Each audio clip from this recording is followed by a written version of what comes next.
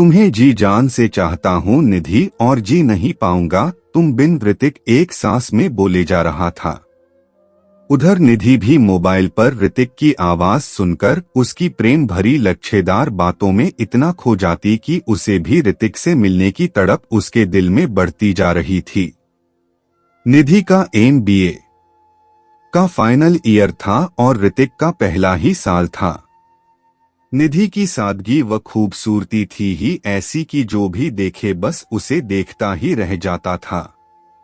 मृगनयनी सी उसकी बड़ी बड़ी कजरारी आंखें, गुलाबी शबनमी से उसके होंठ लगता था बिन बोले ही फूल बरसा रहे हों। उस पर उसके लंबे घने व काले बाल जिन्हें वो हर समय आजाद यानी खुला हुआ ही रखती थी। पूरा कॉलेज दीवाना था निधि का, मगर निधि वो खुद कभी किसी को आंख भर देखना भी पसंद नहीं करती थी क्योंकि उसे पढ़ाई के अलावा कुछ और भाता भी तो नहीं था। उस दिन कॉलेज से PG तक आते हुए अचानक से बारिश तेज हो गई और निधि लगभग पूरी तरह से भीग चुकी थी। भीगे कपड़ों में उसका बदन शीशे की मानिंद चमक रहा था। वो अपनी बस के आने का इंतजार कर रही थी, लेकिन शाम के 5 बजे तक भी कोई बस नहीं आई। शायद अचानक से मौसम खराब होने की वजह थी या कुछ और। तभी उधर से एक गाड़ी आई और निधि के बिल्कुल बराबर में आकर रुकी। निधि कुछ सोच पाती कि उससे पहले ही ऋतिक ने बिना कुछ कहे उसका हाथ पकड़कर उसे अपनी गाड़ी में बैठाने लगा। अरे रुको तो सही, मैं नहीं जाऊंगी गाड़ी में और तुम मेरे लिए परेशान मत हो।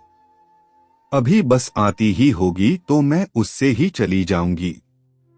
तुम्हें क्या लगता है निधि की आज बस आएगी? ऋतिक ने निधि की तरफ एक सवाल उछाला। हाँ आएगी क्यों नहीं, और मैं हर रोज बस से ही तो जाती हूँ, आज भी चली जाऊंगी, तुम प्लीज जाओ, वो थोड़ा गुस्से भरे अंदाज में बोली। देखिए मैं कोई अनजान तो नहीं हूँ, तुम्हारा जूनियर हूँ और तुम जानती भी हो, फिर इस वक्त जिद मत करो क्योंकि आज बस नहीं आएगी। इधर से रास्ते में एक एक्सीडेंट हो गया है और मैं खुद भी दूसरे रास्ते से ही होकर आ रहा हूँ। अब निधि ने सोचा कि सर्दी का मौसम है और अंधेरे की चादर भी पूरी तरह से फैल चुकी है, इसमें यहाँ खड़े रहना भी तो सुरक्षित नहीं, और फिर ऋतिक उसी के कॉलेज में ही तो पढ़ता है। अरे क्या सोच रही हो, अब जल्दी से गाड़ी में बैठो, मैं तुम्हें तुम्हारे PG तक छोड़ देता हूँ। आहा कहकर निधि गाड़ी में ऋतिक के बराबर में बैठ गई। दोनों के बीच अचानक से एक खामोशी सी पसर गई। कुछ ही देर बाद अचानक से निधि की ही आवाज ऋतिक के कानों में पड़ी। हाँ बस थोड़ा इधर से लेफ्ट लो और बस मेरा PG आ गया समझो। ओह तुमने कुछ कहा? थोड़ा हंसते हुए, मुझे तो लगा कि गाड़ी में बैठते ही शायद तुम अपने मुंह में दही जमा कर बैठी हो। ऋतिक ने गाड़ी को निधि के कहे जगह पर सड़क के एक साइड में रोक दिया। निधि गाड़ी से उतरकर ऋतिक की तरफ देखते हुए कहने लगी, थैंक्स ऋतिक, आज तुम न आते तो जाने कैसे क्या होता और मुझे कब तक यूं अकेला सड़क पर ही खड़ा होना होता। सॉरी PG में तुम्हें नहीं बुला सकती वरना क्या मेरी कॉफी उधार रही। कहते हुए ऋतिक और निधि अपने अपने रास्ते चल दिए।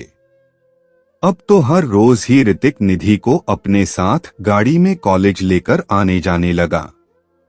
दोनों के बीच कुछ पनपने सा लगा और दोनों के दिलों की धड़कन अब एक दूसरे को देखते ही बढ़ने लगती थी। निधि भी अब पहले जैसी सीधी सादी नहीं रही थी क्योंकि उसका दिल भी अब ऋतिक को चाहने लगा था। हे हेलो, कहाँ खो गई?